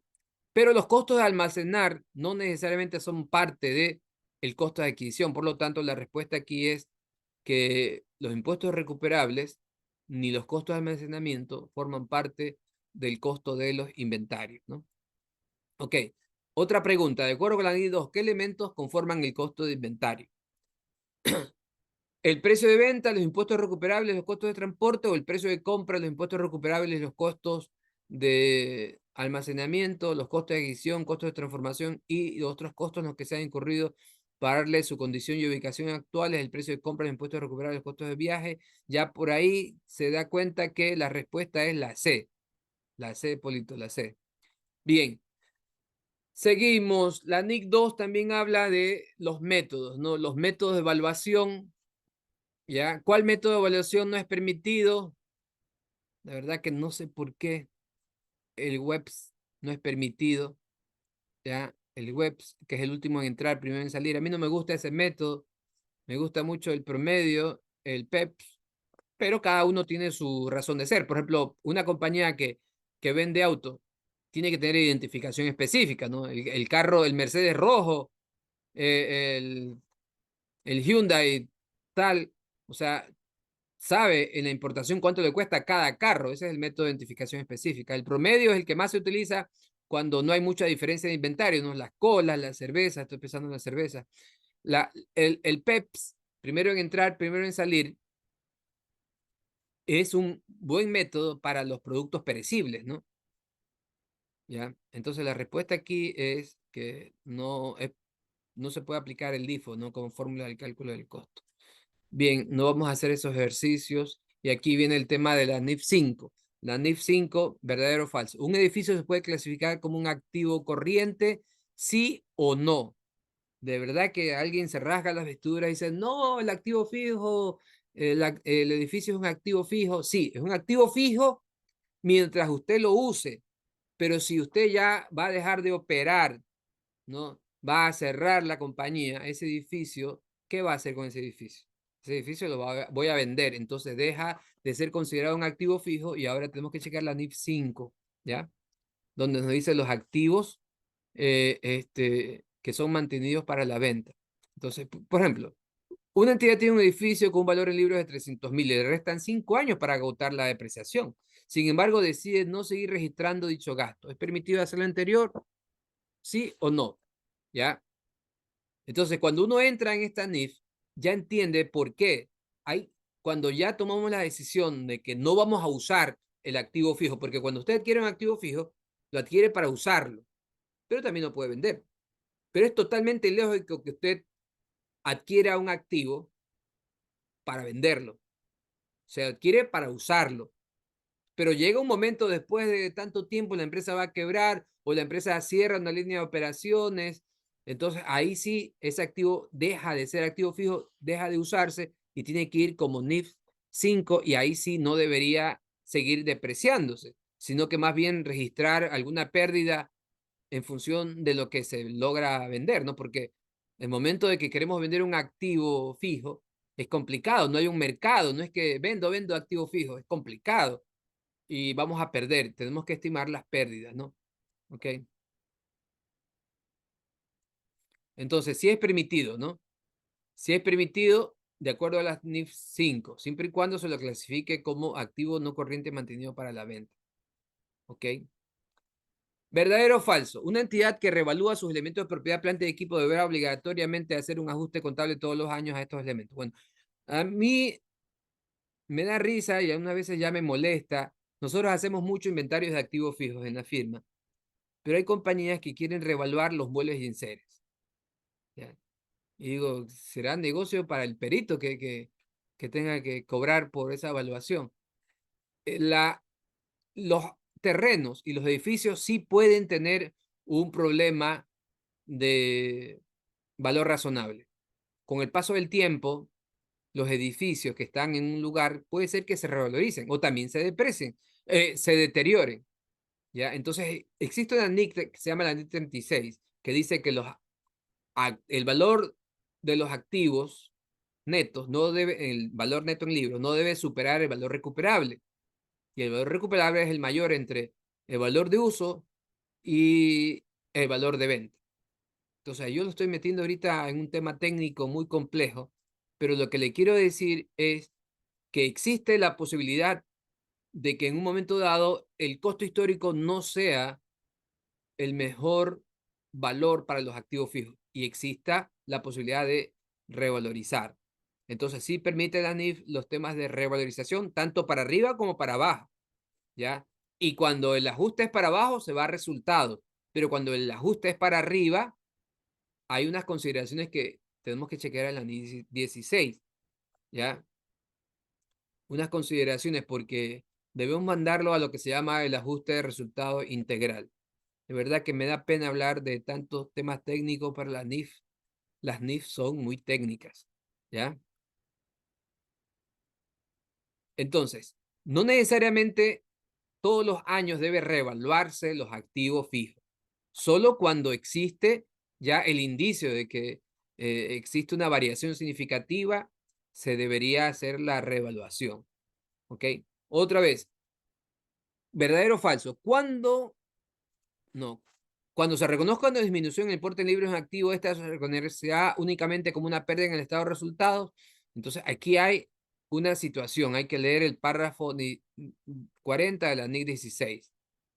Una entidad traslada su operación a otra localidad, por lo que debe incurrir en costos de desmantelamiento de su maquinaria y equipo y decide que estos costos los incluirá dentro del costo del activo. Esto también es un tema, una posibilidad. No está hecho para todas las empresas este párrafo. Está hecho para, por ejemplo, las compañías petroleras que tienen que poner un campamento. Entonces, eso es un activo fijo de la petrolera. Pero el contrato dice que tienen que sacar ese campamento después de tanto tiempo, ¿no? Para proteger el medio ambiente. Entonces, esos costos de desmantelamiento deben ser incluidos como parte del valor del activo fijo, dice la NIC 16. Como ven, hay tantos temas que dicen las normas. Unos aplican para unas empresas, otros no aplican para otras empresas. A ver, veamos acá. Ya estoy llegando casi a lo último. NIF 16. ¿Qué método deben utilizar las empresas para reconocer los arrendamientos de sus estados financieros según lo establecido en la NIC 16? Reconocimiento de estado de resultado a lo largo del plazo del contrato de arrendamiento, reconocimiento de estado de resultados en la fecha que se recibe el pago de arrendamiento, reconocimiento en el balance general como un activo en pasivo financiero, y esta es la respuesta. ¿Ya? Tenemos que hacer un cálculo bien complicado. Tenemos que calcular el valor presente de todos esos contratos de arrendamiento por el lado del activo y por el lado del pasivo también, porque son los pasivos por arrendamiento. ¿Ya? Esto está en la NIC 16. Entonces, veamos lo que dice la explicación. La NIF 16 establece que las empresas deben reconocer los arrendamientos en balance general como un activo y un pasivo financiero. Esto significa que la entidad debe reconocer el derecho de uso del activo arrendado como un activo en balance general y la obligación de pagar los arrendamientos como un pasivo financiero. La acción A es incorrecta, ya que la NIF 16 exige que el arrendamiento se reconozca en el estado de resultados a lo largo del plazo del contrato para los arrendamientos operativos. ¿Ya? Ok. Y se nos quedan los activos intangibles. Bueno, en el activo intangible, que ahora se está haciendo tan útil y tan necesario, las empresas crean marcas. Sin embargo, la NIC 38 no permite que las marcas generadas internamente se registren contablemente, ni siquiera los activos intangibles generados internamente, no todos los permite que se registre, pero si hay una separación entre el desarrollo, ¿ya? Y la investigación. Todo lo que es investigación le exige que se vayan a resultados, pero lo que es desarrollo, ¿no? Sí, lo que es desarrollo se puede revisar. Por ejemplo, la cura contra el cáncer. Una empresa ha pasado 10 años investigando y ha gastado tantos millones de dólares. Esa investigación es gasto, pero justo después del año 10, ¿no? En el último de los años, de los 10 años, ya encontró y ya va a desarrollar la cura contra el cáncer. Entonces, no permite que se registre como activo intangible todo lo que ha invertido durante los 10 años, porque durante los 9 años eso se va al gasto y solo el último año va a tener que ser revisado y analizado para ver si se puede producir en serie el medicamento, y ahí se van a acumular los costos de ese activo intangible, ¿no? Bien, y la agricultura, se me pasó el tema de la agricultura. Bueno, la NIC 41, ¿no? Habla de los activos biológicos, conocidos como plantas productoras, que a pesar de que plantas productoras ya cambió y ahora lo ponen en la NIC 16, ¿ya? Que se utilizan solo para generar producto en varios periodos, deben contabilizarse de la misma forma que las propiedades. Ah, no, ya está. Sí. Las plantas productoras deben considerarse como propiedad planta de equipo. Sí, está bien, ya lo tengo actualizado, sí. Los únicos beneficios económicos futuros significativos que genera surgen de los productos agrícolas, que estos se crean y tienen que hacerse de acuerdo con la NI 41. Entonces, esta NI 41 es interesante, también es compleja, ¿ya? Y lo que busca es resolver ese problema que se da con los animales, porque el animal nace, crece, ¿no? Se desarrolla, se reproduce y muere. Entonces, durante ese ciclo de vida, tiene una valoración financiera. Y hay muchas personas que no valoran los activos biológicos. Y eso está mal, porque se van en contra de la NIF 13 del valor razonable y se van en contra de lo que expresamente dice la NIF 41. Existen métodos para registrar todo este tipo de casos, ¿no? Y bien, se me ha acabado el tiempo. y tengo en este momento que ir a una sección de networking, consultas individuales y atender sus preguntas. Este tema es bastante largo. Lo que hemos hecho es decirles cuáles son los cambios, decirle que por favor tenga cuidado con las normas, que sea responsable, capacítese bien, ya no piense que ya porque fue un curso en el año 2010 ya sabe de por completo el tema de las normas. No es así. Ustedes han visto que hay cambios. El año pasado también hubieron cambios importantes, el anteaño también. Hay que ser responsable en el momento de manejar los temas financieros, hay que elaborar las notas y bueno, estamos aquí para responder sus dudas.